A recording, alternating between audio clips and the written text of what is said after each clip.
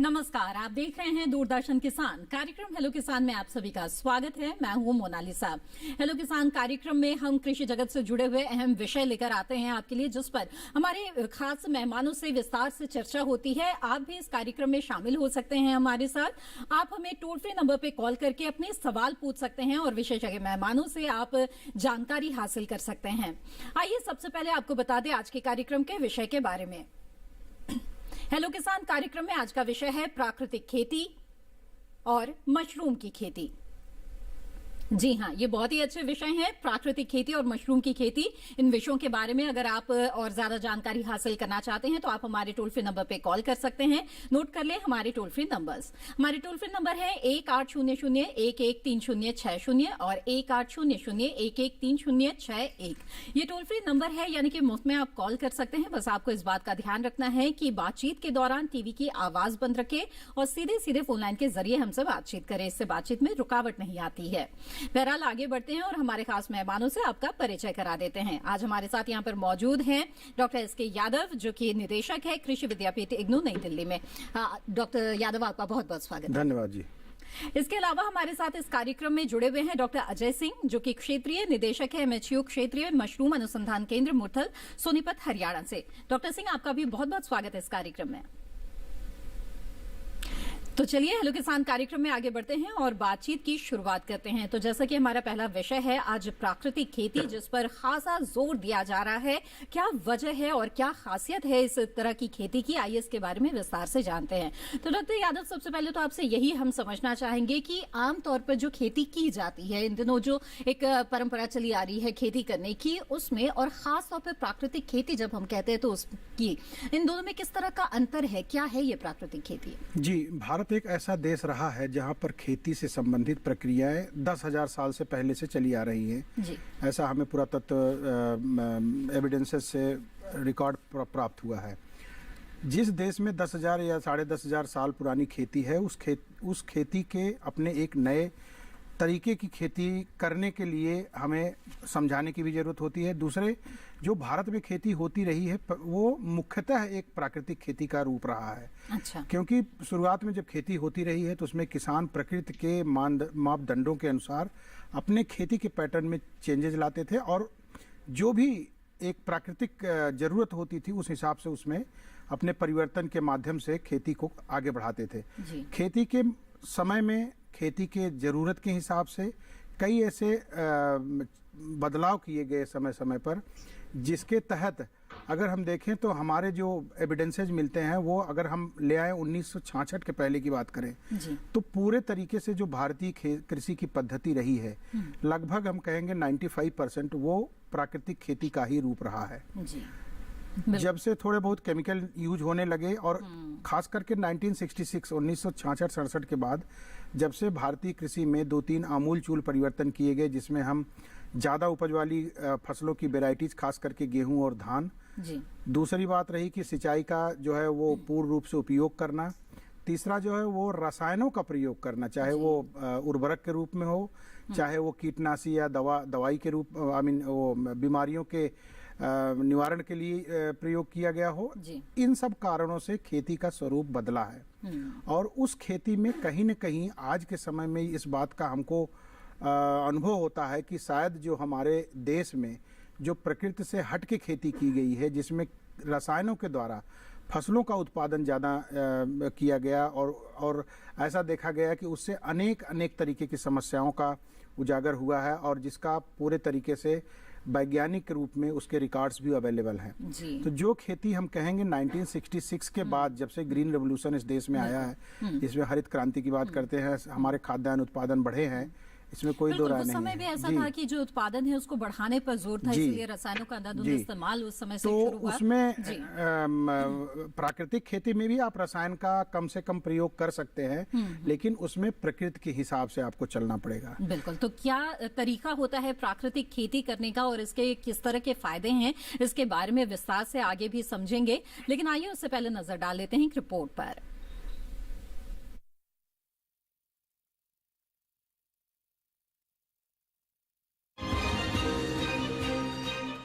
बरसात के मौसम में अपने आप उगाने वाली फफूंद को ही मशरूम और खुम्ब कहते हैं। इसे आम बोलचाल में कुकुरमुत्ता या सांप की छतरी भी कहते हैं। अलग अलग मौसम के लिहाज से मशरूम की कई किस्में मौजूद हैं। उत्तर भारत के मैदानी इलाकों में सफेद बटन मशरूम, शिटाके मशरूम, धान पुआल खुम्ब, ऑयस्टर मशरूम और दूधिया मशरूम होता है। धान पुआल मशरूम की खेती मई से जुलाई तक और ऑयस्टर मशरूम की खेती मध्य अगस्त से मध्य अप्रैल तक की जाती है। मशरूम की खेती के लिए पारंपरिक खेती की तरह खेत की जरूरत नहीं होती, बल्कि इसकी खेती के लिए एक मशरूम घर बनाया जाता है। 100 सेंटीमीटर यानी लगभग 7 हाथ लंबाई, 50 सेंटीमीटर यानी लगभग 3.5 हाथ चौड़ाई और 15 सेंटीमीटर यानी लगभग 1 हाथ गहराई की ट्रे में इसे बोया जाता है। एक के ऊपर एक करीब 3 या 4 स्तरों पर मशरूम की खेती की जा सकती है। मशरूम की खेती ट्रे की जगह 60 सेंटीमीटर यानी 1 हाथ लंबी और 45 सेंटीमीटर यानी करीब 1.5 फुट चौड़े पॉलीथीन के थैलों में भी की जा सकती है। मशरूम घर हवादार होना चाहिए और इस पर घटते बढ़ते बाहरी तापमान का असर नहीं होना चाहिए। साथ ही पर्याप्त रोशनी होना भी जरूरी है। बड़े स्तर पर मशरूम की खेती करने के लिए बड़ी संरचना होती है, जिसमें एग्जॉस्ट फैन और कूलर या एयर कंडीशनर की व्यवस्था होनी चाहिए। मशरूम की खेती के लिए बने कमरे में अंदर ईंट या कंक्रीट से बना पक्का फर्श होना भी जरूरी है। इसे उगाने के लिए कंपोस्ट खाद सबसे अच्छी रहती है। ये कंपोस्ट गेहूं के भूसे या धान के पुआल, गेहूं या धान के चोकर, ammonium sulphate, urea, potash, gypsum, malathion और शीरे से तैयार की जाती है। आपको बता दें कि जंगली मशरूम और खाने वाली मशरूम अलग अलग होती है, इसीलिए मशरूम की खेती करने से पहले नजदीकी कृषि विज्ञान केंद्र या कृषि विश्वविद्यालय से ट्रेनिंग जरूर लें।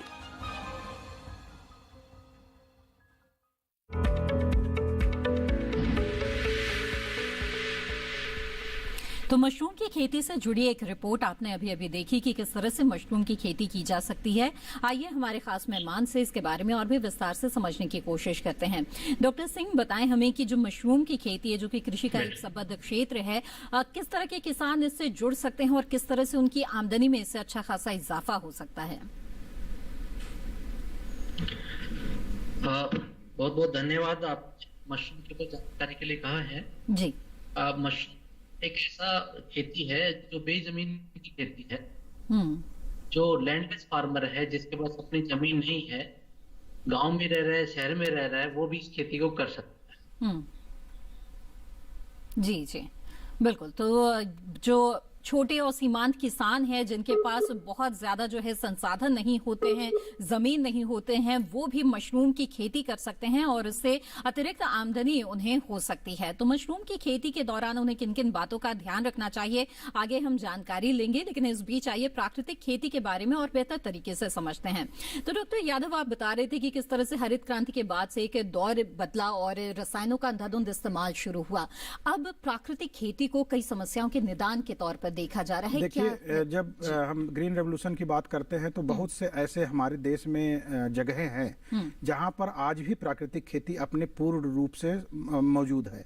जैसे ट्राइबल एरियाज हुए और हिमालयन रीजन में या हिली रीजन की बात हम करते हैं, जहां भी ऐसे जगहों पे जहां ग्रीन रेवोल्यूशन की लाइट नहीं पहुंच पाई है, उन जगहों में आज भी प्राकृतिक खेती अपने पूर्ण रूप से उपलब्ध है। उन जगहों पे कभी भी फूड क्राइसिस नहीं आती है। अच्छा। उसके पीछे मुख्य कारण ये होता है कि अगर हमें खेती करनी है तो हमें प्रकृति के नियमों को अपने खेती के रूप में पालन करना होगा। चाहे वो फसलों का चुनाव के बारे में हो, चाहे उर्वरक या खाद का प्रयोग करना हो, जानवरों के का भी उसी में पोषण आता है। साथ ही साथ इस बात का सबसे महत्वपूर्ण ध्यान दिया जाता है कि जिस सीजन या जिस ऋतु का समय है, देखिए भारतीय कृषि पद्धति जो है वो नक्षत्रों पर आधारित खेती रही है। उसमें हमेशा जिस एनवायरनमेंट, जिस क्लाइमेट की बात करते हैं, उस क्लाइमेट के हिसाब से ही खेती की जाती रही है। अच्छा। और जो भी खाद्यान्न उससे उत्पादन होता था, उस खाद्यान्न का उपयोग उस क्लाइमेटिक कंडीशन में रहने वाले लोग के लिए वो बहुत अच्छा होता था। तो खेती का करना, उससे खाद्यान्न उत्पादन करना और अपने स्वास्थ्य को मेंटेन करना, मैनेज करना, ये तीनों प्रक्रियाएं खेती के ही पार्ट हुआ करते थे। लेकिन प्राकृतिक खेती में जरूरत है आज की टेक्नोलॉजी का समावेश करना। और प्राकृतिक खेती एक ऐसी खेती की पद्धति है जिसमें हमेशा ये चीज, एक बात थंब रूल होती है कि कभी भी फसल का उत्पादन फेल नहीं होता है। अच्छा। अगर हम, क्योंकि उसमें कभी भी सिंगल फसल या एक फसली खेती नहीं की जाती है, हमेशा मिश्रित खेती को जो है वो आगे बढ़ाया जाता है, मिश्रित खेती के रूप में खेती की जाती है। पुरानी भारतीय कृषि पद्धति को आप देखेंगे तो डॉक्टर यादव, इसके बारे में आगे भी हम आपसे जानेंगे जरूर कि क्यों जो है वो मिश्रित खेती के तहत जो है जो प्राकृतिक खेती है, इसको हम कह सकते हैं कि पोषण सुरक्षा के लिए भी बहुत ही महत्वपूर्ण है। तो इसके बारे में हम समझेंगे आपसे आगे, लेकिन आइए उससे पहले नजर डाल लेते हैं एक रिपोर्ट पर।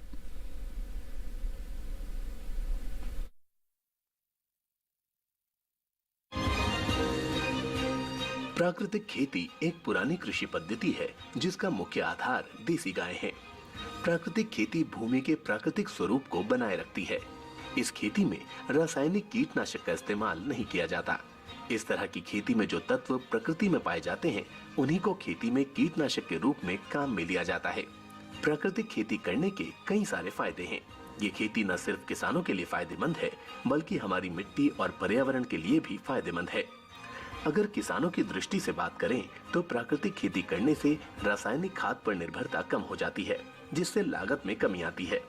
भूमि की उपजाऊ क्षमता बढ़ जाती है, सिंचाई अंतराल में वृद्धि होती है, फसलों की उत्पादकता बढ़ती है। साथ ही बाजार में प्राकृतिक उत्पादों की मांग बढ़ने से किसानों की आय में भी वृद्धि होती है। इतना ही नहीं, लघु और सीमांत किसानों के लिए वरदान से कम नहीं है, क्योंकि ऐसे किसानों के पास आय के काफी कम साधन होते हैं। साथ ही अक्सर मौसम की मार भी किसानों को झेलनी पड़ जाती है। ऐसे में इन सब चुनौतियों का समाधान प्राकृतिक खेती को अपनाकर ही निकाला जा सकता है। वहीं अगर मिट्टी को होने वाले फायदे की बात करें तो प्राकृतिक खाद का इस्तेमाल करने से भूमि की गुणवत्ता में सुधार आता है। भूमि की जल धारण क्षमता बढ़ने के साथ ही भूमि से पानी का वाष्पीकरण भी कम होता है। प्राकृतिक खेती करना हमारे पर्यावरण के लिए भी फायदेमंद है। प्राकृतिक खेती करने से मिट्टी, खाद्य पदार्थ और जमीन में पानी के माध्यम से होने वाले प्रदूषण में कमी आती है।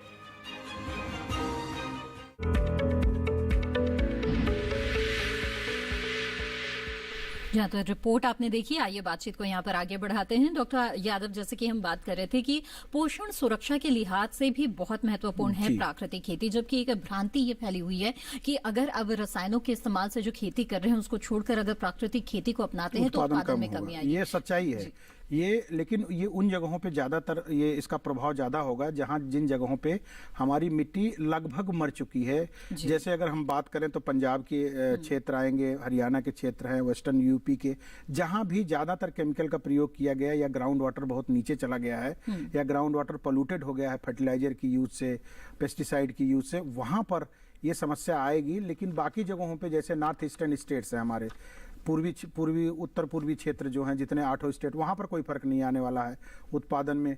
तो अगर देखा जाएगा तो ये जो हमारे इंडो गंगेटिक प्लेन जोन है, जो गंगा के बहने के साथ साथ जो हमारे जमीन आते हैं, जिसमें करीब 11 मिलियन हेक्टेयर की जमीन आती है, ज्यादातर हमारे खाद्यान्न उत्पादन इन्हीं क्षेत्रों से मिलता है। लेकिन इसमें मुख्य रूप से 2 ही फसलें मिलती हैं, धान और गेहूं।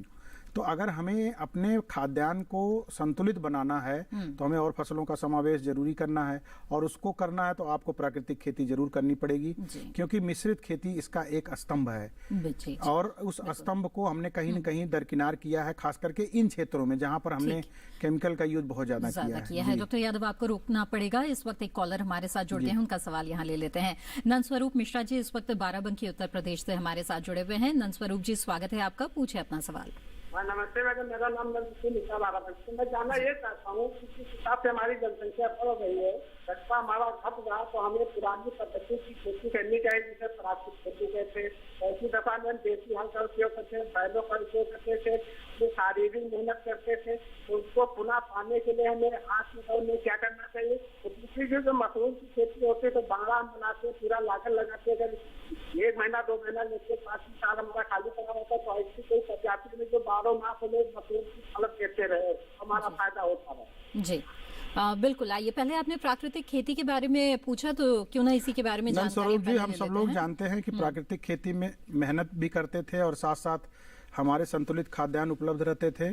तो उस खेती को पुनः वापस लाने की जरूरत है, लेकिन एकदम से ऐसा नहीं है कि आप जो खेती कर रहे हैं उसको बंद करके आप प्राकृतिक खेती शुरू कर लेंगे।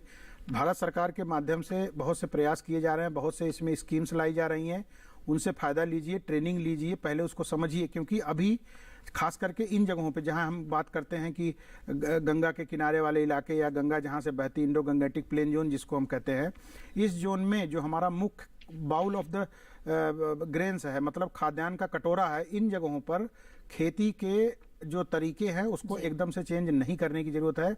लेकिन जैसे हमारे सरकार द्वारा एक मुहिम चलाई जा रही है कि गंगा के किनारे 5 किलोमीटर तक हमें उसको ऑर्गेनिक फार्मिंग के रूप में बदलना है, तो उन जगहों पर आप प्राकृतिक खेती का स्वरूप देखेंगे और आगे आने वाले समय में प्राकृतिक खेती ही एक हमारा विकल्प होगा, क्योंकि जमीनों को वापस लाना है, उनकी उपजाऊ शक्ति को, ग्राउंड वाटर को आपको ऊपर ले आना है, तभी आगे की जनरेशन सस्टेनेबल होगी। बिल्कुल। और इसमें एकदम से ऐसा नहीं है कि सब बंद करके आप प्राकृतिक खेती कर लेंगे। ये आपने सही कहा कि हमारी जो जनसंख्या बढ़ रही है उसको लिए खाद्यान्न की भी जरूरत है, लेकिन बहुत सा खाद्यान्न हमारे पास रिजर्व में भी उपलब्ध है और कुछ जगहों पर इस प्राकृतिक खेती को शुरू करके धीरे धीरे देश के अन्य इलाकों में भी फैलाया जा सकता है। धीरे धीरे इस प्रक्रिया को अपनाया जा सकता है वह जी।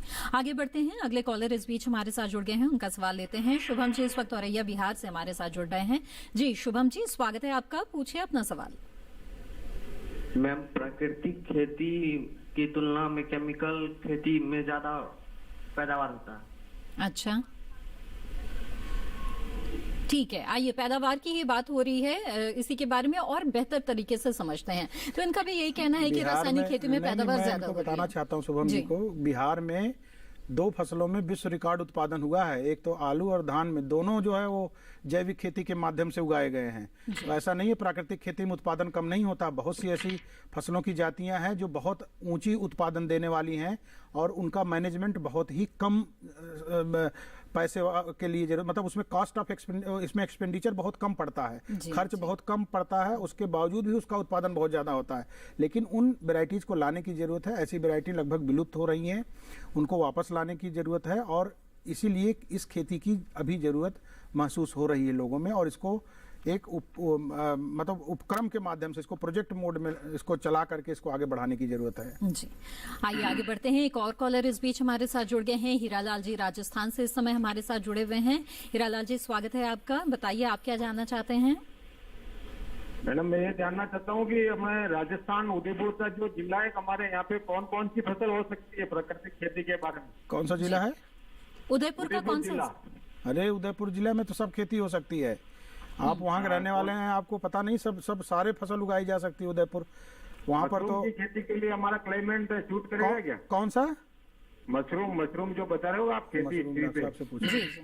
जी, मशरूम के बारे में भी हम जानेंगे। इसके अलावा यहाँ राजस्थान में क्या खाद्यान्न, फल, सब्जियां, तमाम चीजें प्राकृतिक तरीके से हो सकती हैं? राजस्थान में प्राकृतिक खेती हमेशा जो है बड़ी सफल रही है और वो कुछ फसलें खास करके जैसे सरसों है, गेहूं है, बाजरा है, ज्वार है, दलहनी फसलें हैं, इनका खेती बहुत अच्छे तरीके से होता रहा है। समय के हिसाब से परिवर्तन क्लाइमेट चेंज भी हुआ है और अभी हम देखते हैं कि वहाँ बारिश बहुत ज्यादा होने लगी कई जगहों पे, तो अन्य फसलें भी वहाँ उगाई जा सकती हैं जहाँ पर संभव है। और गंगानगर जैसे इलाके में देखेंगे जहाँ से गंगा नहर निकली है, वहाँ तो खेती पूरे तरीके से खेती की जाती है।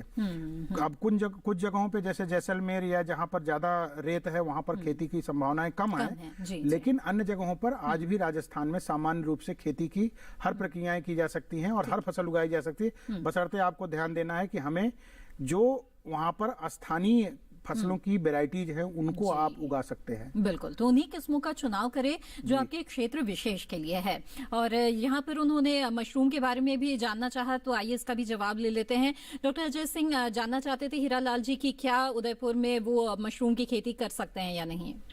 जी हीरालाल जी, बिल्कुल आपने अच्छा प्रश्न पूछा। मशरूम जो है आप लेह लद्दाख से लेकर कन्याकुमारी तक, इधर जैसलमेर से लेकर इधर गुवाहाटी तक कहीं भी मशरूम उगा सकते हैं। मशरूम बेसिकली अंदर उगाई जाती है, किसी कमरे के अंदर उगाई जाती है और या झोपड़ी में, कम लागत की झोपड़ी बना के उसमें उगाई जा सकती है। कम तापमान से उच्च तापमान तक, यानी कि आप minus degree temperature, 10-12 degree temperature में से लेके आप इसको 30-35 डिग्री सेंटीग्रेड तक उगा सकते हैं। इसकी अलग अलग किस्में होती हैं। जैसे उदयपुर की बात की तो उदयपुर जो है वहां पर जो महाराणा प्रताप का जो विश्वविद्यालय बना हुआ है एग्रीकल्चर, वहां से संपर्क करके आप इसके बारे में विस्तार से जानकारी ले सकते हैं। आप वहां पर बटन खुम्बी जो होती है, बटन मशरूम जो बटन के आकार की होती है, वो भी उगा सकते हैं। जो आपकी ओएस्टर मशरूम है जिसको हम ढींगरी बोलते हैं, उसको उगा सकते हो। और मिल्की मशरूम, दूधिया मशरूम की खेती सामान्यतः वहां पर की जा रही है। जी जी, वहां पर इन 3 मशरूम तो काफी पॉपुलर है। और क्योंकि उदयपुर हमारा टूरिस्ट सेंटर है, वहां पर मांग भी काफी रहती है। वहां के विद्यार्थी भी काफी इसमें प्रयासरत है और कई मशरूम उत्पादक वहां पर आए हैं। तो रियलॉजी से मैं कहना चाहूंगा कि आप जो आम खेती करें उसके साथ साथ अगर मशरूम की खेती शुरू करते हैं तो आपको अतिरिक्त आय और कैश इनकम आपको जल्दी स्टार्ट हो जाएगी और अच्छा लाभ कमा पाएंगे। तो मार्केट को देखते हुए आप ताजा मशरूम, सर्दियों में बटर मशरूम उगा सकते हैं। आजकल के मौसम में आप मिल्की मशरूम की खेती करिए और ओएस्टर मशरूम, झींगरी खेती कर सकते हैं आराम से। जी, तो हीरालाल जी, हमें उम्मीद है कि दोनों सवाल का जवाब जो है वो आपको मिल गए होंगे। आगे बढ़ते हैं, अगले कॉलर इस बीच हमारे साथ जुड़ गए हैं। राकेश जी इस वक्त हमारे साथ सीतापुर उत्तर प्रदेश से जुड़े हुए हैं। राकेश जी, स्वागत है आपका, पूछे अपना सवाल। जी जी, नमस्कार। मैंने प्राकृतिक खेती के बारे में जानकारी चाहता हूँ, किस प्रकार शुरुआत कर सकते हैं? किस प्रकार शुरुआत कर सकते हैं?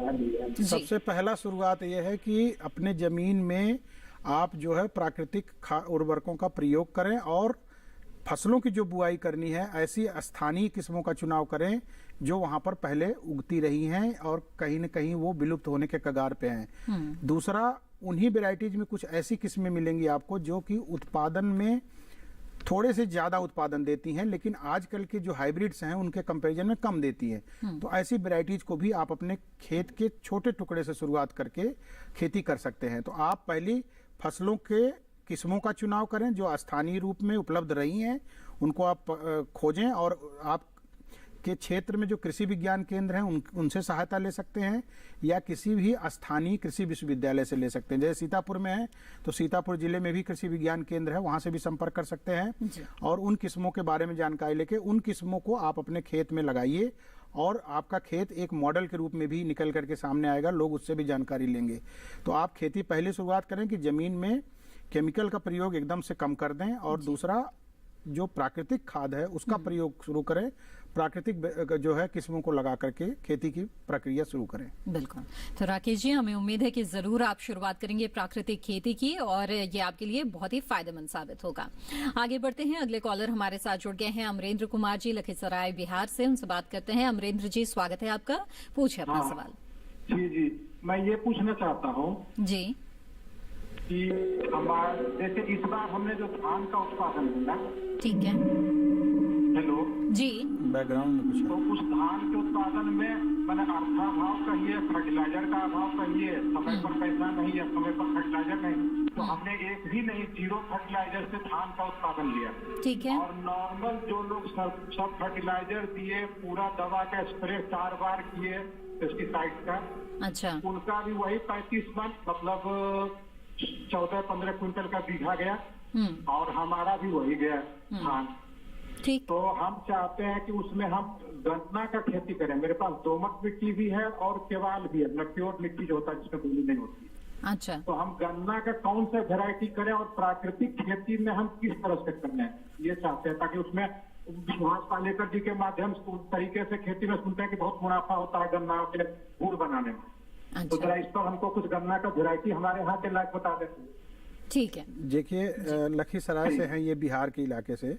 आप कृपया करके पूसा समस्तीपुर से जरूर संपर्क करें। वहाँ जो हमारा विश्वविद्यालय है, कृषि विश्वविद्यालय, और लखीसराय में जो कृषि विज्ञान केंद्र है, इन दोनों जगहों से आप जो है संपर्क करेंगे तो आपको जो सबसे उचित गन्ने की किस्म होगी वो आपको पता चल जाएगी, क्योंकि यहाँ से बैठ के बताने में आसानी नहीं होगी। इसलिए आप जो संस्थाएं आपके नज़दीक हैं आप कृपया करके उनसे संपर्क करें। और जैसा मैडम इन्होंने बताया है, इन्होंने एक उदाहरण अपने आप में पेश किया है कि जब हम कुछ भी नहीं अप्लाई किए तब भी हमारा धान उतना ही उत्पादन दिया। तो आपको तो आइडिया भी है और आपको आपने करके देखा भी है, तो आप इसमें सफल, हाँ, इसमें आप सफल रहेंगे। गन्ने का भी आप उत्पादन जो है प्राकृतिक विधि से करिए। उसमें जो प्रक्रियाएं की जाती हैं, जैसे पत्तियों को समय पे हटाना, जो पुरानी पत्तियां होती हैं, खरपतवारों का जो है निराई गुड़ाई करना, और प्राकृतिक खेती में सबसे बड़ी जो महत्वपूर्ण बात है वो आपको ध्यान देने की बात है कि इसमें आपको बहुत ज्यादा एक्सपेंडिचर नहीं करना है, बहुत ज्यादा खर्चा नहीं करना है। बिल्कुल, तो इस पर भी हम आएंगे आगे, लेकिन फिलहाल कार्यक्रम में एक ब्रेक का वक्त हो गया है। लेकिन अमरेंद्र जी, जरूर आपको हम कहना चाहेंगे कि आप प्रशंसा के पात्र हैं कि आप प्राकृतिक खेती को अपना रहे हैं और बहुत ही अच्छा उत्पादन भी हासिल कर रहे हैं। और जैसा कि हमारे खास मेहमान ने बताया डॉक्टर यादव ने, कि उम्मीद है कि आप गन्ने की भी अच्छी उपज जो है वहां पर हासिल कर पाएंगे। और भी अगर कुछ आप जानकारी हासिल करना चाहते हैं तो आप नजदीकी जो कृषि विज्ञान केंद्र है उनसे जरूर संपर्क करें। बहरहाल, इसी के साथ यहाँ पर रुकते हैं एक छोटे से ब्रेक के लिए। जल्द हाजिर होंगे, आप बने रहें दूरदर्शन किसान पर।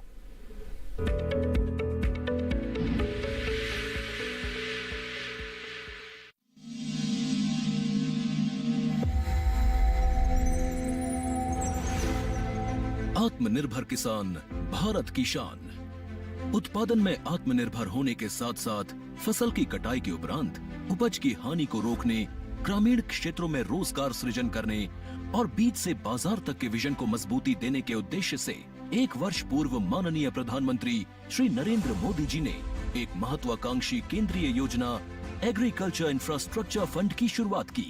इस आधुनिक इंफ्रास्ट्रक्चर से कृषि आधारित उद्योग लगाने में एक बहुत बड़ा बदलाव आएगा और बहुत बड़ी गति आएगी।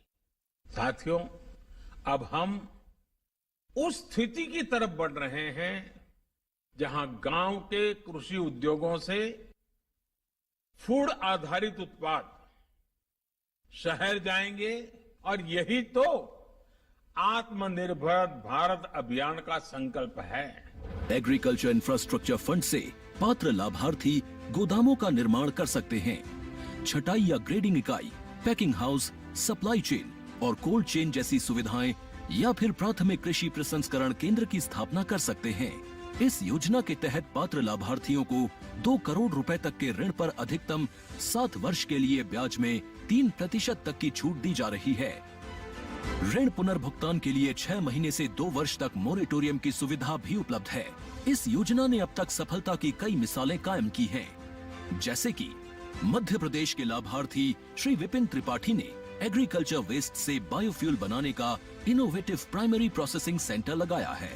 लोन मिलने की वजह से हम समय पर सारी मशीनों का प्रोक्योरमेंट और सारा सिविल वर्क टाइम पे करवा पाए, जिससे ये प्रोजेक्ट को लगाना संभव हो पाए। राजस्थान के लाभार्थी श्री यशवर्धन मुंद्रा ने सॉर्टिंग एंड ग्रेडिंग यूनिट लगाकर रोजगार के अवसर पैदा किए हैं। कर्नाटक की महिला उद्यमी श्रीमती ममता वी ने प्राइमरी प्रोसेसिंग सेंटर लगाकर प्रगति की नई राह चुनी है। ಸಣ್ಣ ಪುಟ್ಟ ಉದ್ಯಮಿಗಳನ್ನ ಮತ್ತಷ್ಟು ಅಗ್ರಿಕಲ್ಚರ್ ಅಲ್ಲಿ ಹೆಚ್ಚು ನಾವು ಇನ್ನಷ್ಟು ಸಾಧನೆ ಮಾಡಲಿಕ್ಕೆ ಕಾರಣಕಾರಕವಾದಂತ ಈ ಅಗ್ರಿಕಲ್ಚರಲ್ ಇನ್ಫ್ರಾಸ್ಟ್ರಕ್ಚರ್ ಫಂಡ್ ಇಂದ ನಮ್ಮ ಇನ್ನಷ್ಟು ಯೋಜನೆಗಳು ಆಯೋಜನೆಗಳು ಉತ್ತಮಗೊಂಡಿದೆ। राजस्थान के लाभार्थी श्री दिनेश भट्टर ने जीरे की प्रोसेसिंग यूनिट लगाकर आसपास के ग्रामीणों को आत्मनिर्भरता प्रदान की है। महाराष्ट्र के लाभार्थी श्री अनूप कुमार मोहता ने वेयर हाउस बनाकर अन्न भंडारण को सुनिश्चित किया है। आज देश के कोने कोने से किसान, कृषि उद्यमी, किसान उत्पादक संघ, प्राथमिक कृषि सहकारी समितियां, स्वयं सहायता समूह और कृषि उपज मंडियां इस योजना का लाभ उठा रहे हैं।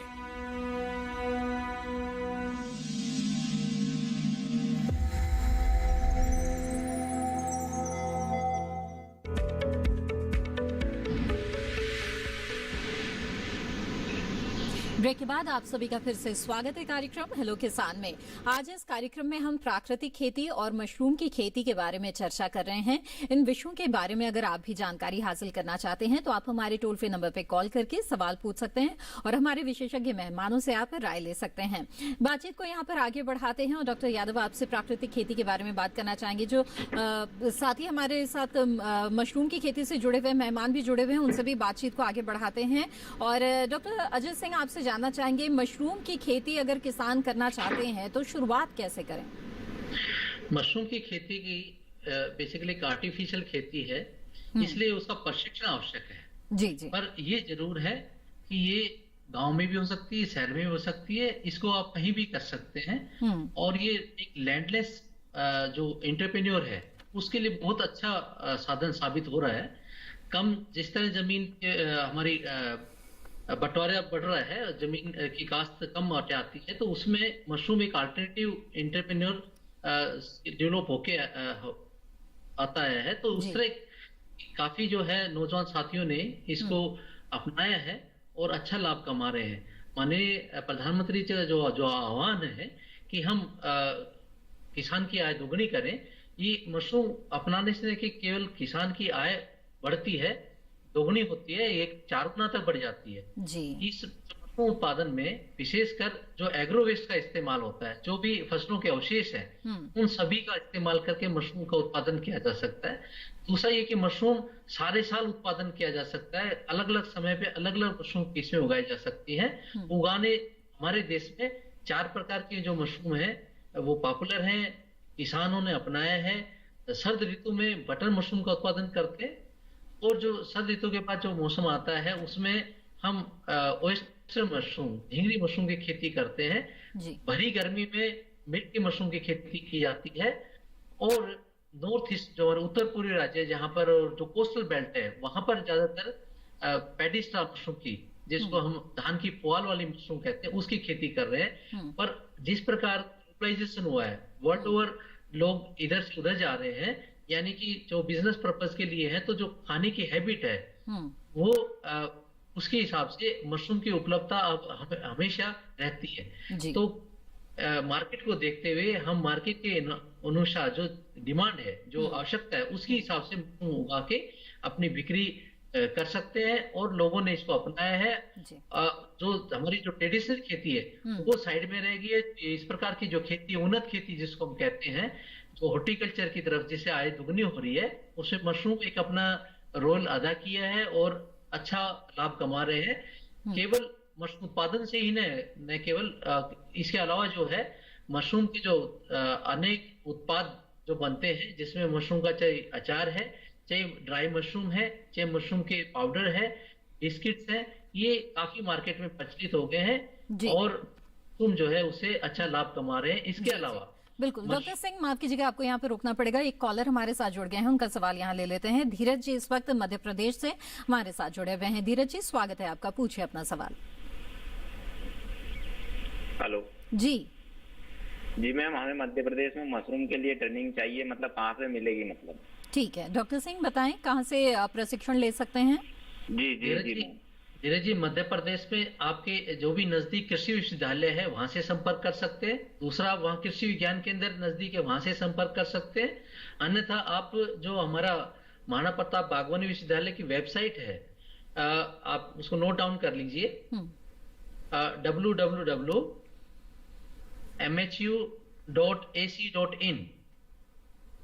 इसकी वेबसाइट पे जाएंगे तो आप वहां पर मशरूम के विषय पे जो जानकारी वो भी उपलब्ध है। साथ में गूगल फॉर्म अवेलेबल है, उस गूगल फॉर्म में आप भर दीजिए कि मुझे मशरूम पर प्रशिक्षण चाहिए। तो अब हम जब भी हमारा प्रोग्राम शेड्यूल होता है, हम इंटीमेट करते हैं कि आप जो है प्रशिक्षण में आ जाइए। ये प्रशिक्षण कार्यक्रम भारत सरकार द्वारा चला जाते हैं, फ्री ऑफ कॉस्ट होते हैं। आपको जब जो निश्चित तिथि दी जाए उसके ऊपर आप आकर प्रशिक्षण लीजिए। और हमारे अलावा दूसरे जो हमारे आईसीआर के भी इंस्टीट्यूट्स हैं, directorate of mushroom research Solan है, और आईसीआर के दूसरे 32 और केंद्र हैं पूरे भारतवर्ष में, वहां भी इस प्रकार के प्रशिक्षण कार्यक्रम होते हैं। आप वहां से संपर्क करिए, आप वेबसाइट विजिट करिए, आपको उन स्थानों के एड्रेस मिल जाएंगे।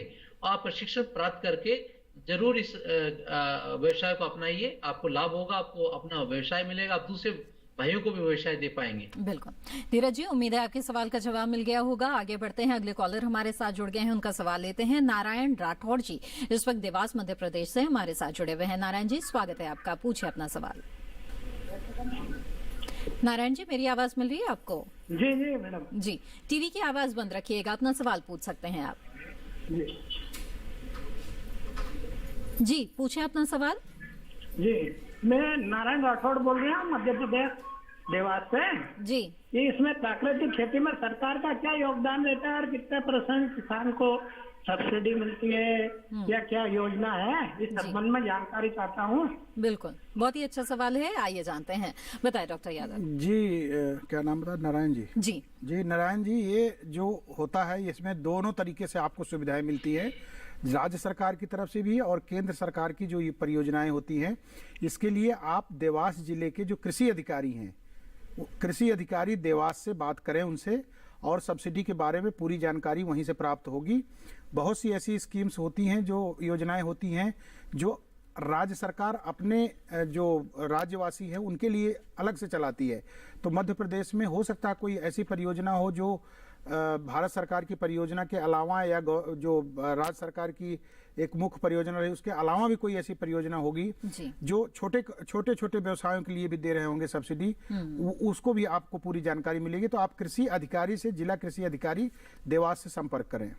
जी बिल्कुल। तो नारायण जी, मुझे उम्मीद है कि आपके सवाल का जवाब आपको मिल गया होगा। अगले कॉलर हमारे साथ जुड़ गए हैं शैलेंद्र सिंह जी मध्य प्रदेश से। आइए उनसे बात करते हैं। शैलेंद्र जी, स्वागत है आपका, पूछिए अपना सवाल। जी मैडम। जी पूछिए।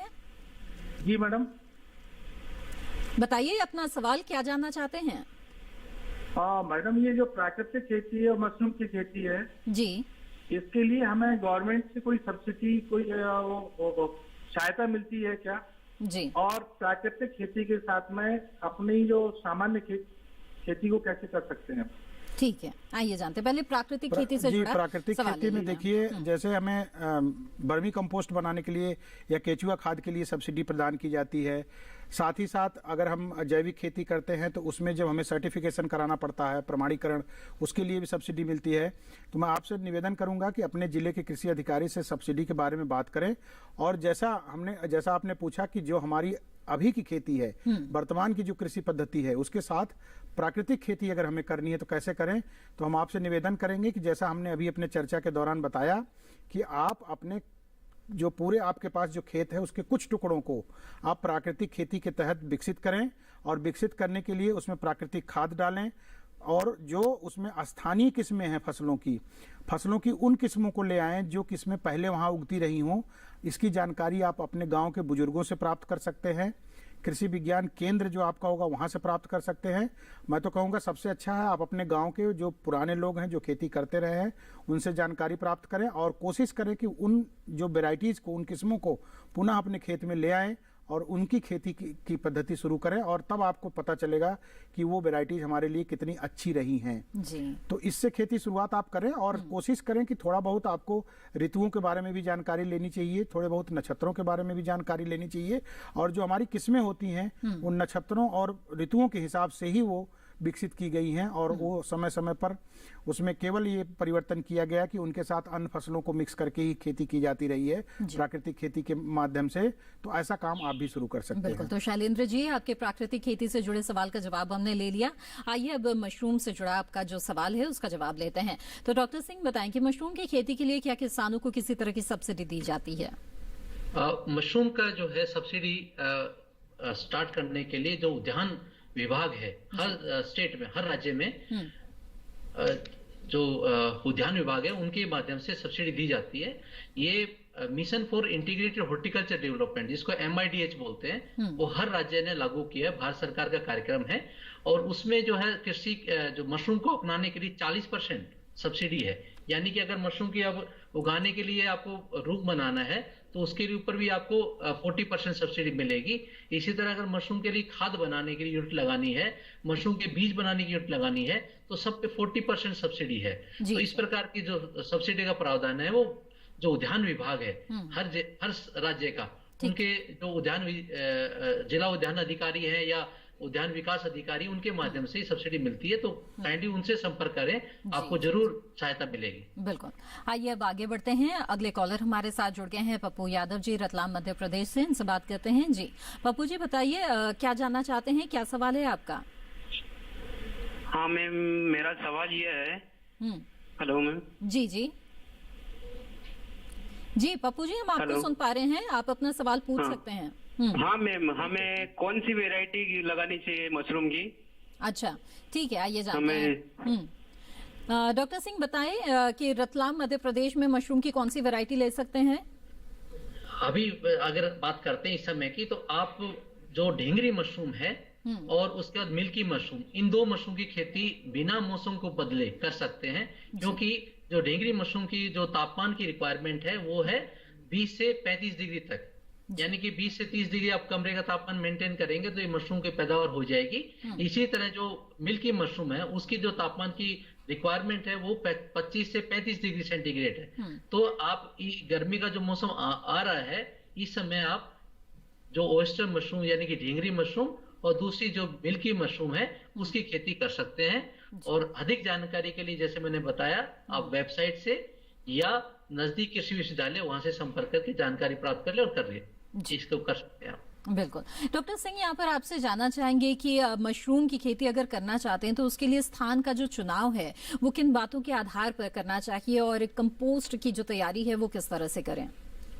जी, जैसे मैंने बताया कि समय के अनुसार आप मशरूम की खेती करिए, उससे क्या है लागत भी कम लगेगी और उत्पादन आप पूरा ले पाएंगे और आपको ज्यादा मुनाफा ज्यादा होगा। जी।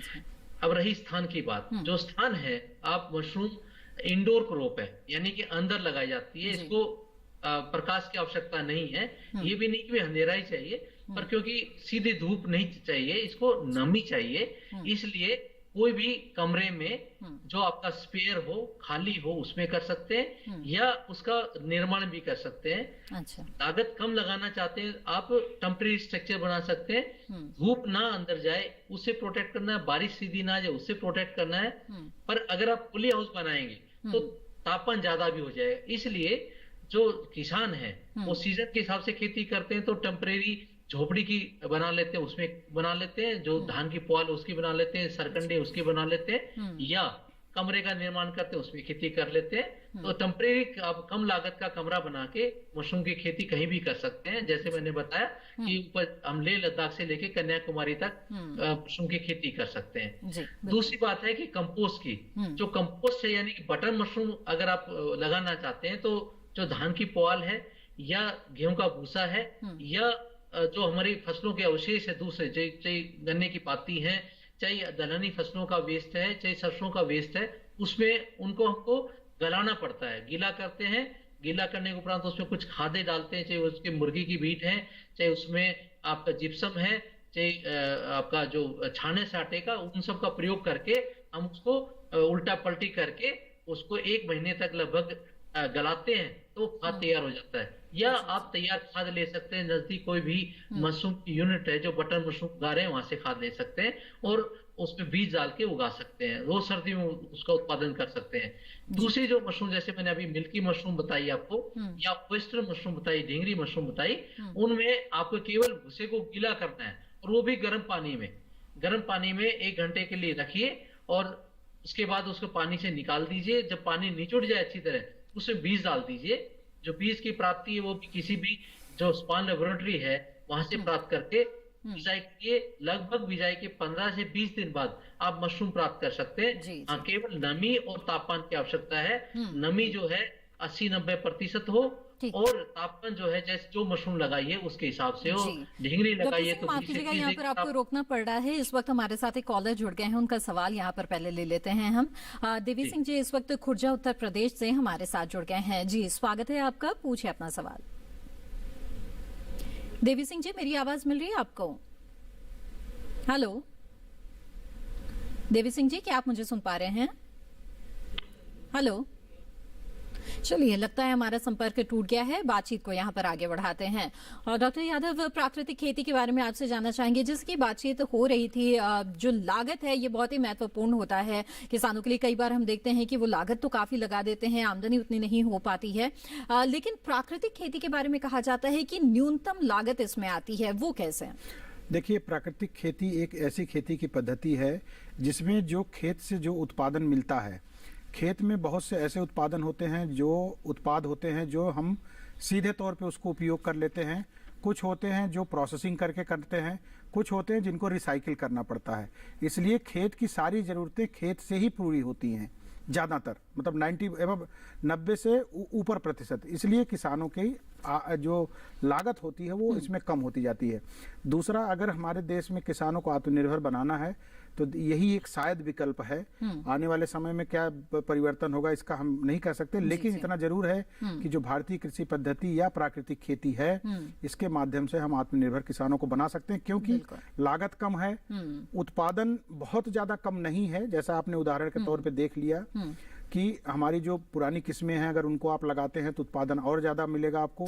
इवन जो वर्तमान की किस्में हैं कुछ ऐसी जो आपको प्राकृतिक खेती में आज उपयोग हो सकती हैं उनका भी प्रयोग करेंगे तो आपका उत्पादन घटने वाला बहुत ज़्यादा नहीं है। बिल्कुल डॉक्टर यादव, इस वक्त हमारे साथ एक कॉलर जुड़ गए हैं, उनका सवाल यहाँ ले लेते हैं। कमरजीत सिंह जी इस वक्त हमारे साथ जुड़ गए हैं हिसार हरियाणा से। कमरजीत जी स्वागत है आपका, पूछिए अपना सवाल। कमरजीत जी मेरी आवाज मिल रही है क्या आपको? हाँ जी जी पूछिए सवाल। हाँ आ गया जी। कमरजीत जी आप अपना सवाल पूछ सकते हैं। हाँ जी प्रकृति के बारे में, केचुआ खाद के बारे में प्राकृतिक खेती में किस तरह का खाद आप इस्तेमाल कर सकते हैं ये जानना चाहते हैं। केचुआ खाद की बात कर रहे हैं, क्या जानना चाहते हैं? हाँ जी केचुआ खाद के बारे में कमरजीत जी क्या जानना चाहते हैं?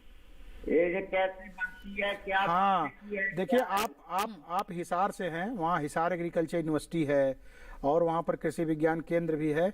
उन जगहों पे आप जाएं और वहाँ पर जो उपलब्ध किस्में हैं केचुओं की उनके माध्यम से आप केचुआ खाद का उत्पादन शुरू करें। लेकिन हम आपसे ये निवेदन करेंगे कि आप पहले उसके बारे में छोटा सा प्रशिक्षण ले लें। इसमें बहुत ज़्यादा समय आपका नहीं लगने वाला है। एक दिन भी अगर आप किसी भी वैज्ञानिक के साथ या किसी एसएमएस के साथ आप वहाँ पर कृषि विज्ञान केंद्र में रहेंगे या हिसार के कृषि विश्वविद्यालय में जाएंगे तो आपको पूरी जानकारी प्राप्त हो जाएगी। और इन्हीं जगहों से आप उन केचुओं की वैरायटी को भी ले आइए। केचुए की एक अलग किस्म होती है जो केचुआ खाद बनाने के लिए उपयोग की जाती है, जिसको आइसिना फोर्टिडा कहते हैं। अच्छा। तो आप कोशिश करें कि वही आपको मिले जिस प्योर ब्रीड और केचुए खाद बनाने के लिए जो आपके पास उपलब्ध कृषि अवशेष हैं उसके साथ साथ जो आपकी पशुओं से जो गोबर है उनका मिश्रण करके और उसमें केचुए डाल के उसकी जो है केचुए की खाद बनाई जाती है। लेकिन इसके लिए कुछ हल्की फुल्की सावधानियों की भी जरूरत पड़ती है। जब आप प्रशिक्षण लेंगे तो आपको वैज्ञानिक या सब्जेक्ट मैटर स्पेशलिस्ट पूरी बात बता देंगे। बिल्कुल कमरजीत जी, उम्मीद है इस सुझाव पर जरूर आप अमल करेंगे, प्रशिक्षण ले ले और केचुआ खाद आप आसानी से बना सकते हैं। उम्मीद है कि इससे आपको काफी सफलता मिलेगी। इसी के साथ हेलो किसान कार्यक्रम में वक्त हो गया है एक और छोटे से ब्रेक का। हम जल्द हाजिर होंगे, आप बने रहें दूरदर्शन किसान पर।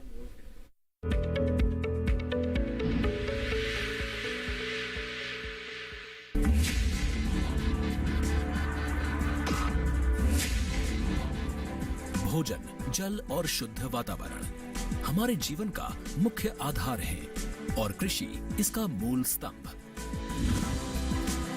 पिछले 60 वर्षों में विज्ञान आधारित कृषि का व्यापक प्रसार हुआ है। साथ ही कृत्रिम संसाधनों के बढ़ते प्रयोग से कृषि की सतत क्षमता पर चिंताएं बढ़ी हैं। प्रधानमंत्री श्री नरेंद्र मोदी जी के दूरदर्शी नेतृत्व के अंतर्गत रसायन मुक्त जैविक खेती एक महत्वपूर्ण प्रयास है। रसायन मुक्त जैविक खेती को बढ़ावा देने के लिए 5 वर्ष पूर्व सरकार ने परंपरागत कृषि विकास योजना तथा उत्तर पूर्व भारत में जैविक मूल्य श्रृंखला योजनाएं आरंभ की। ऑर्गेनिक फार्मिंग को देश भर में बढ़ावा देने के लिए सरकार अनेक प्रयास कर रही है। इसके लिए परंपरागत कृषि विकास योजना के तहत काम किया जा रहा है। न सिर्फ ऑर्गेनिक फार्मिंग को बल दिया जा रहा है बल्कि उसके लिए वैल्यू एडिशन और मार्केट की व्यवस्था भी की जा रही है। भारत सरकार एवं किसानों के सम्मिलित प्रयासों से आज देश के लगभग 36 लाख किसान 38 लाख हेक्टेयर क्षेत्र में जैविक खेती कर रहे हैं। इसके अतिरिक्त हमारे देश के अनेक ऐसे क्षेत्र हैं जहां आज भी पारंपरिक जैविक खेती हो रही है। इन पारंपरिक जैविक क्षेत्रों को जैविक प्रमाणीकरण सुलभ कराने हेतु पीजीएस के अंतर्गत लार्ज एरिया सर्टिफिकेट का प्रावधान किया गया है। इस प्रक्रिया की विशिष्टता ये है कि इसमें प्रमाणीकरण मात्र 2 से 3 महीनों में हो जाता है, जबकि सामान्य परिस्थितियों में इसमें 2 से 3 वर्ष का समय लगता है। अंडमान निकोबार केंद्र शासित प्रदेश के कार निकोबार एवं नैन काउरी द्वीप समूह देश के सर्वप्रथम ऐसे प्रमाणीकृत जैविक क्षेत्र हैं। अभी हाल ही में संपूर्ण लक्षद्वीप को जैविक खेती के रूप में प्रमाणित किया गया है। वर्ष 2016 में सिक्किम राज्य पूर्ण जैविक कृषि राज्य के रूप में प्रमाणित हो चुका है। सुदूर उत्तर में हिमालय श्रृंखला के बीच स्थित लद्दाख ने भी पूर्ण जैविक के लक्ष्य की ओर बढ़ना शुरू कर दिया है।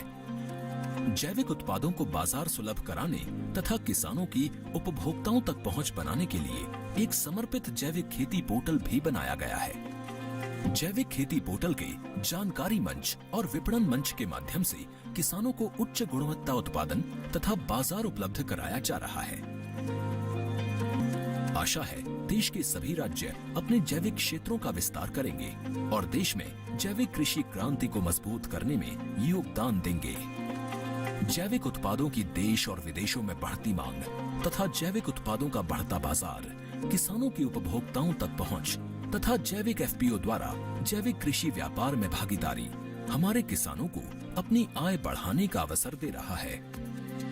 पिछले 5 वर्षों में जैविक कृषि उत्पादों का निर्यात दोगुने से अधिक बढ़कर 7,000 करोड़ रुपए से अधिक का हो गया है और इसमें प्रतिवर्ष 20% से अधिक की वृद्धि हो रही है।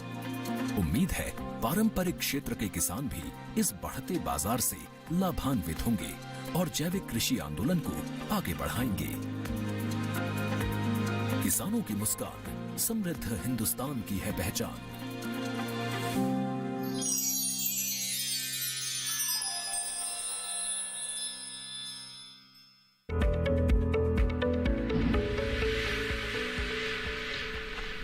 ब्रेक के बाद आप सभी का फिर से स्वागत है कार्यक्रम हेलो किसान में। आज हम मशरूम की खेती और प्राकृतिक खेती के बारे में चर्चा कर रहे हैं। इस वक्त हमारे साथ एक कॉलर जुड़े हुए हैं, आइए उनका सवाल पहले ले लेते हैं। कमलेश जी इस वक्त झालावाड़ से हमारे साथ जुड़ गए हैं। कमलेश जी स्वागत है आपका, पूछिए अपना सवाल। जी कमलेश जी अपना सवाल पूछिए। टीवी की आवाज बंद कर दीजिए कमलेश जी, बातचीत में रुकावट आएगी।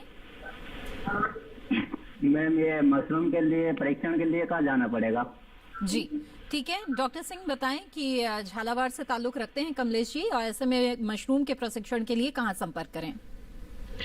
आप जो है आपके नजदीक उदयपुर पड़ता है शायद, झालावाड़ के उदयपुर में महाराणा प्रताप कृषि एवं प्रौद्योगिकी विद्यालय है, कृषि विद्यालय, वहां पे आप संपर्क करें, वहां पे कर सकते हैं। या आप वेबसाइट के ऊपर अगर MHU ढूंढेंगे तो मिल जाएगा और उसकी वेबसाइट के ऊपर आप अपना नाम डाल दीजिए और रजिस्टर कर दीजिए गूगल फॉर्म में, तो हम बुला लेंगे आपको ट्रेनिंग के लिए। या आप नंबर लिख सकते हैं, आप नंबर लिख लीजिए 9467825549। ये हमारे महाराणा प्रताप बागवानी विद्यालय का नंबर है। ठीक है, आप इस पर अपना नाम रजिस्टर करवा दीजिए, आपको प्रशिक्षण के लिए बुला लेंगे। जी बिल्कुल। डॉक्टर अजय सिंह आप लगातार हमारे साथ जुड़े रहें और मशरूम की खेती के बारे में बहुत ही महत्वपूर्ण जानकारियां आपने दी, आपका बहुत बहुत धन्यवाद। नमस्कार जी। आइए आगे बढ़ते हैं और डॉक्टर यादव आपसे भी बहुत ही संक्षेप में हम जानना चाहेंगे कि प्राकृतिक खेती को और ज्यादा बढ़ावा मिले, किसान इसे अपनाए, इसके लिए और किस तरह के कदम उठाए जाने की जरूरत आप महसूस करते हैं? इसमें देखिए प्रचार प्रसार की बहुत ज्यादा जरूरत है। हमारे किसान भाई जागरूक हैं, अभी जनरेशन गैप हो गई है, उस जनरेशन गैप को आपको पूरा करना है। इसके लिए प्रशिक्षण और साथ ही साथ जो है जागरूकता कार्यक्रम बहुत लार्ज स्केल पे चलाया जाना चाहिए। और हम तो धन्यवाद देते हैं सरकार को कि ऐसे समय पे ऐसी कई परियोजनाएं ले आते हैं और कई परियोजनाएं ला करके किसानों को जो है मजबूत करने का प्रयास किया जा रहा है। साथ ही साथ प्राकृतिक खेती के बढ़ावा देने के लिए सारी संस्थाओं के द्वारा, चाहे वो एजुकेशन से रिलेटेड हो चाहे ट्रेनिंग से रिलेटेड हो, उनके एक अपने कार्यक्रमों में इसको शामिल करना चाहिए जी। और संबंधित किसानों को चाहे सब्सिडी के माध्यम से या परियोजनाओं के माध्यम से सहायता प्रदान करते हुए उनके जो मार्केटिंग की जो पावर है, जो उनके इनकम जनरेशन है प्राकृतिक खेती से, उसको बढ़ावा करने का अंतिम लक्ष्य होना चाहिए। इस माध्यम से जब एक किसान एक गांव में प्राकृतिक खेती करेगा तो वो अन्य किसानों के लिए एक मॉडल के रूप में निकल के आएंगे। तो इसके लिए हमें प्रयास करने की जरूरत है और इसमें बहुत ज्यादा समय नहीं लगेगा, क्योंकि भारत के कई जगहों पे, जैसा मैंने शुरुआत में बताया था, आज भी प्राकृतिक खेती अपने पूर्ण रूप से मौजूद है। उन जगहों के उदाहरणों को ला करके और भी जो बुजुर्ग लोग खेती करते रहे हैं उनको प्रशिक्षण में ले जा करके किसानों के बीच में रख के उनके ज्ञान का प्रयोग करते हुए एक सामाजिक तौर पे एक मुहिम चलाने की जरूरत है। बिल्कुल जी। डॉक्टर यादव आपने हमें बहुत ही महत्वपूर्ण जानकारियां दी, आपका बहुत बहुत धन्यवाद। धन्यवाद जी। तो आज विस्तार से आपने जाना कि प्राकृतिक खेती कितनी कारगर है, किस तरह से आप इसे अपना सकते हैं, इसके कितने फायदे हैं। इसके अलावा मशरूम की खेती करके भी आप किस तरह से मुनाफा कमा सकते हैं। आइए आगे बढ़ते हैं और कल के विषय के बारे में आपको बता दें। हेलो किसान कार्यक्रम में कल चर्चा के विषय रहेंगे बदलते मौसम में पशुओं की देखरेख और साथ ही प्रधानमंत्री मत्स्य संपदा योजना। तो इन विषयों के बारे में कल के हेलो किसान कार्यक्रम में आप जुड़ सकते हैं अपने सवालों के साथ। इस बीच आप अपने सवाल हम तक पहुंचा भी सकते हैं। आप हमें ईमेल कर सकते हैं। हमारा ईमेल आईडी है hellokisan2015@gmail.com। इसके अलावा फेसबुक के जरिए भी आप हमसे जुड़े रह सकते हैं। हमारे फेसबुक पेज पर जाने के लिए हिंदी में टाइप करें हेलो किसान। इसके अलावा दूरदर्शन किसान के कॉल सेंटर नंबर पर भी आप कॉल करके अपने सवाल दर्ज करा सकते हैं। हमारा टोल फ्री नंबर है 1800-113060। सोमवार से शनिवार सुबह 6 बजे से रात 10 बजे के बीच कॉल करके आप अपने सवाल दर्ज करा सकते हैं। हेलो किसान कार्यक्रम को आप दूरदर्शन किसान के यूट्यूब चैनल पर भी देख सकते हैं और तमाम जानकारियां हासिल कर सकते हैं। इसके लिए बस आपको टीवी स्क्रीन पर दिखाए जा रहे इस QR कोड को स्कैन करना है। इसी के साथ हेलो किसान कार्यक्रम की आज की कड़ी में बस इतना ही। हमें दीजिए इजाजत। आप बने रहें दूरदर्शन किसान पर। नमस्कार।